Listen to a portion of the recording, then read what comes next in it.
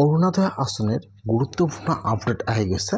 সেইটো আপডেট হ'ল অৰুণোদয় আঁচনি কিন্তু আজি নতুন লিষ্ট মুকলি হৈ গ'ল।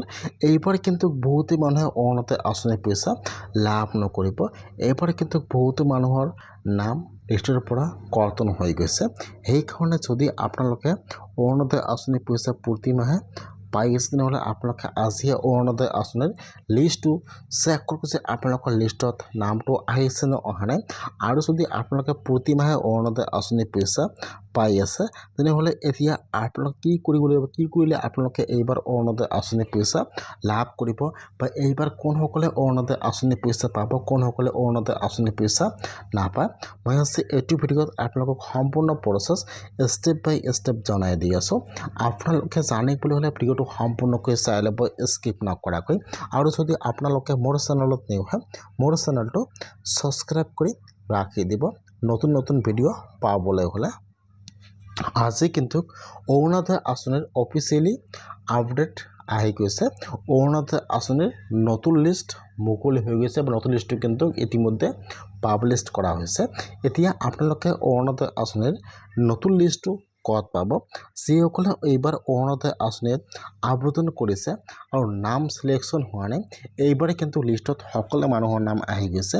এইবাৰ কিন্তু আৰু অৰুণোদয় আঁচনিৰ নাম ভেৰিফাই কৰিব বা যিসকলে অৰুণোদয় আঁচনি পোৱাৰ যোগ্য নহয় তথাপিও অৰুণোদয় আঁচনিৰ পইচা পাইছে, এতিয়া কিন্তু সেইবোৰৰ নাম কৰ্তন হৈ যাব।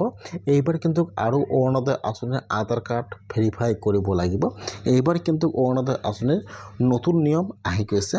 এইবাৰ আপোনাৰ পৰিয়ালত যিমান কেইজন সদস্য আছে, এতিয়া কিন্তু অৰুণোদয় আঁচনিৰ পইচা পাবলৈ হ'লে আপোনাৰ পৰিয়ালৰ সকলো আধাৰ কাৰ্ড ভেৰিফাই কৰিব লাগিব, নহ'লে কিন্তু আপোনালোকে অৰুণোদয় আঁচনিৰ পইচা লাভ নকৰিব।